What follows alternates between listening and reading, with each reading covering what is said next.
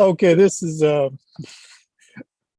folks, sometimes you should listen to the pre-interview. It's pretty funny and it's really great. But this is Book Talk with Corbin. I'm your host.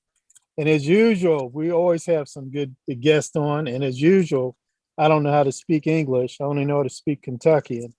But our guest today is John Hodgson, and he's a candidate for state rep, District 36, which is basically Eastern Jefferson County. Jerry Miller, a friend of this show, is stepping down. He's retiring.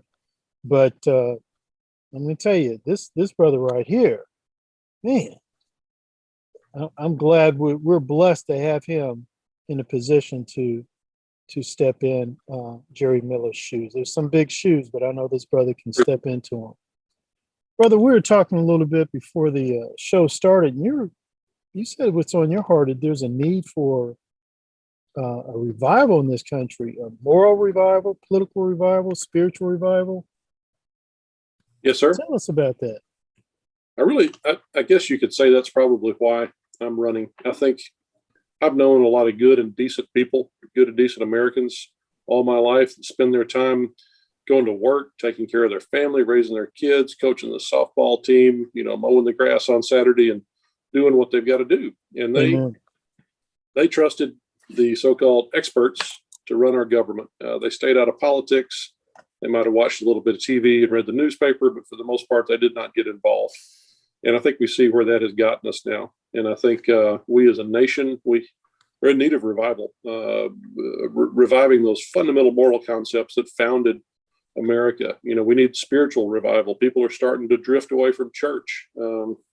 Even before COVID, church attendance was dwindling. And now, church has been reduced to something you do on TV for, 45 minutes on Sunday morning. And I think we're in need of political revival. We need people, ordinary people all over the place, to be involved in politics, to be working with candidates, to be helping shape public policy, and to get involved in the political process and not just leave it to them. Don't leave it to the experts. Because trust me, there are a group of so-called experts at every level of government, in the city and the state and the nation and in the United Nations, that would happily rule over us.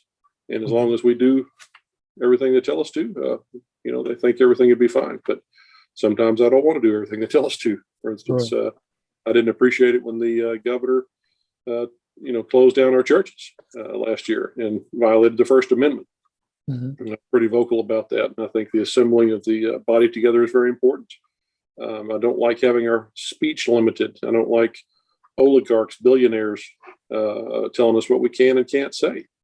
One of the fundamental tenets of liberty is being able to express your opinion, even if someone disagrees with it, as long as you're not acting in a violent manner. And if we cease to be able to speak words that somebody else disagrees with, we're no longer living in a free society. And that's what always preceded totalitarianism in other countries like Russia and communist China and Cuba and North Korea. It was the inability to speak freely about your thoughts, your opinions, the inability to live out your faith ideals. And if we suppress that in America, we're not going to have a free republic anymore. Right. Brother, let me follow up 2 points that you made, very important points. Freedom of speech. Yes. And I was one time read this speech by Frederick Douglass, the great abolitionist. And he said that when you violate freedom of speech, you're actually doing two wrongs. One, freedom to say, and also freedom to hear. Right. And brother, I think you know it as well as I do. There are speech codes all throughout colleges and universities in this country. Yes. I'm not understanding that, brother. What's happening here? Well, it's a loss of freedom. I can remember I was in college 100 years ago, back in the 80s, but we had a small area on campus that was called the free speech area. Even then, there was always somebody jumping up on a table and talking about something. We thought it was kind of funny. We'd go watch on a break from class, but it's to where now you can't speak your mind on a campus. You may be giving up your academic life. I've got a friend that actually was even excluded for graduation because of some of his opinions on free speech at a private college in Kentucky. And like I say, that the clamp down on the ability to speak your mind always precedes totalitarianism. And my grandparents had the opportunity to be in Nazi Germany in 1936 when Hitler had just come to power and was having the Olympics. My grandfather was a coach, and they spoke a little German, and they spoke to the common people about what was going on. And they asked the taxi driver, said, "What do you think about Hitler?" And the guy, startled, and he, just shook his head like that, and he just, put a slash mark across his throat and said, "We can't talk about that." Wow. So even in 1936, the German people were afraid, and that's when the rest of the world was marveling at how Germany had pulled themselves out of an economic depression. And of course, we know what happened later. 3 years later, he plunged the world into war, and 70 million people died. Yes. Yes. And so, brother, do you think it's a violation of free speech? Let's say, for example, I'm some movie actor or whatever, and I say something like, "Men can't have babies." The next thing you know, I'm no longer part of that series. Right. Well, and yeah, absolutely. Regardless of how intelligent or ignorant somebody's opinion is, they've got a right to speak it. And the public has a right to backlash and say, "Well, that's stupid. I'm not going to go watch your movies anymore." Mm-hmm. But when you have a collusion between big government, big media, big corporations that says, "We're going to cancel you. We're going to ruin you. We're going to not publish your book. We're going to void your contract. We're going to kick you out of the boardroom. We're going to make you not a member of the board of directors anymore." With the all-powerful government looking on and approving, we have violated free speech. Mm-hmm. It's I think we as individuals have freedom of association, and if you don't like what I have to say, or I don't like what you have to say, we might not go to each other's house for Christmas dinner. But that's not the place of the government to tell people what they can say and not say. Right. And brother, well, and then that touches upon another subject here. You were talking about how Governor Bashir, let me see it, don't let me put words in your mouth, but Okay. Governor Bashir basically said, "Hey, because of COVID, we can't have church services." That's Right. what you're opposed to? Yes, sir. What the governor said was that he, as the governor, decided he was going to determine what was essential and what was non-essential. And it was very telling to me that church was deemed non-essential. It's a nice to have in the governor's mind, but liquor stores were essential, Mm-hmm. and abortion clinics were essential. Yes. And some other things that people may be opposed to personally were deemed essential. But it's not his decision to decide what's essential and what's not, especially in light of the U.S. Constitution that says that people have the freedom of religion, and he could not legally stop people from attending church, which some friends of mine sued him and went to a federal judge and got that overturned. And churches were allowed to have services after that. And also in the Kentucky Constitution, it says that nowhere in the Commonwealth does absolute power exist in any one person. And that's what Governor Bashir actually argued in court.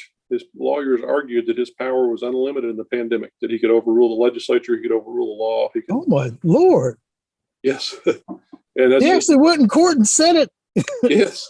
Oh my It's a God. matter of in the court. And, we were in uncharted waters with the pandemic, and I believe that he was genuinely afraid of the virus and doing what he thought was best to protect people. But in America, we've got the freedom to not protect ourselves if we want to. Right. If I choose to, ride a motorcycle without a helmet and I get my head knocked in, that's on me. If I choose to, eat fast food every day and I get 100 pounds overweight and die of a heart attack, that's on me. Mm-hmm. We don't need a nanny state telling us what we have to do to keep ourselves safe. And obviously the only thing that's truly safe is just for everybody to just sit at home on the couch and wait. But even that's not safe, because you get diabetes and die sitting on the couch all day. So Right. people have to be active. So I just I think it's improper for any government official at any level to suggest that they wield absolute power. That's a violation of the very separation of powers in our country. Brother, we just got a few minutes left, but again, Yes, you're a candidate for state representative, District 36, that's Eastern Jefferson County. What are like one or two critical issues you see facing Eastern Jefferson County?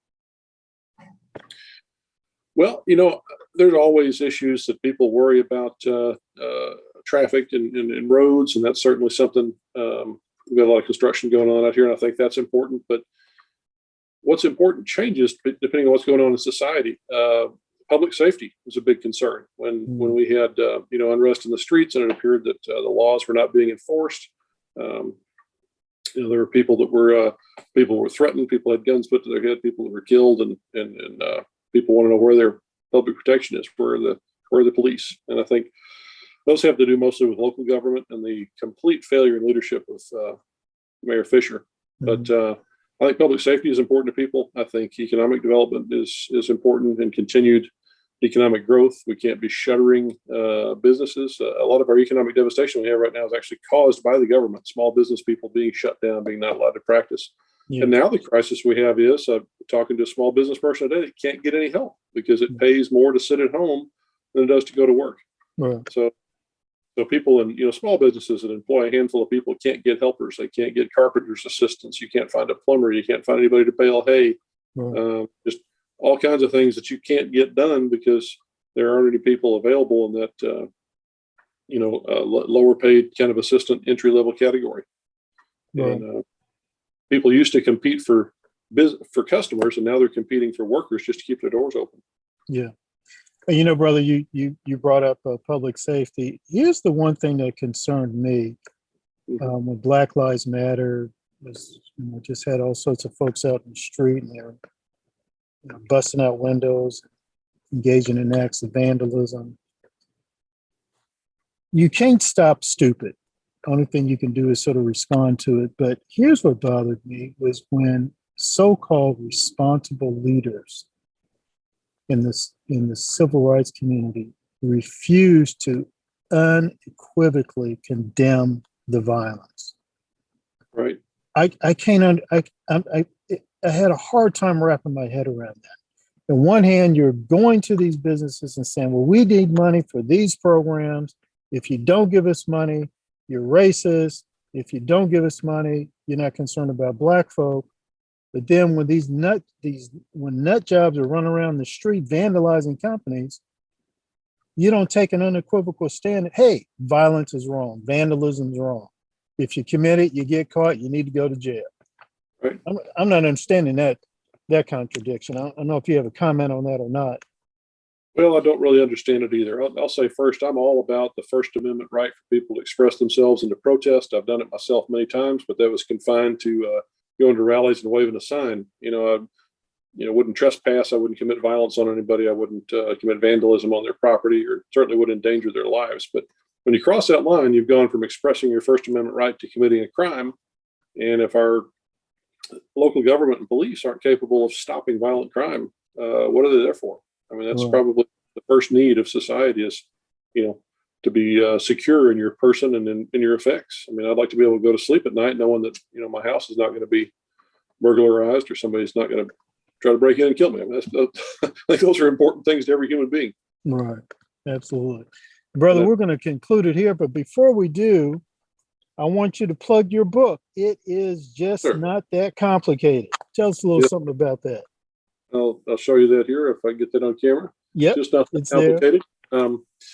So that's a book I wrote over the course of several years. Put it together in 2020, and it's a collection of 30 stories from my life. It's completely not about politics. It's about the life that I've lived in, Texas and Kentucky, and exploring the woods and working with farm animals, and the funny situations that we get ourselves into, and the lessons that the creator of the universe teaches us about life in those situations. And a lot of them are funny. Some of them are kind of poignant, but they're about a 5-minute read each. And I think people really enjoy reading about a simpler time. It's about the 60s and 70s and 80s, as I was growing up. And I've had a lot of crazy adventures over the years, a lot of involving personal injury and farm animals. So how can people get a copy? It's available on Amazon, and it's also available at lulu.com. You can get either a print version or a Kindle edition. Lulu, how do you spell that? LULU.com? Yes, sir. LULU.com. All right. Fantastic. And, brother, go ahead. I was going to say, if you're local and you got a group of people looking to get a book, I'm always glad to come talk and sell a few books and sign them. So. Okay, you're available for local speaking engagements. Yes, sir. Fantastic. Brother, we're going to conclude here, but before we do, I just wanted to thank you for stepping up. I wanted to thank you. That's not easy. It's not easy Yeah. to pursue a public office. It's not easy to be in public office. A lot of times people don't understand how dangerous, flat out dangerous it can be. And yet, you've got a wonderful wife and children, and yet you're willing to risk your life like that. So I just wanted to thank you for that. Well, I appreciate what you do on your show, speaking the truth and being a civil voice in an uncivil society. And I think when we stop talking to each other, bad things happen. So I really appreciate what you do every day too, and your work with this show and the chess club, and you're improving people's lives. Brother, I will be in touch. All the best to you, but I will be in touch, brother.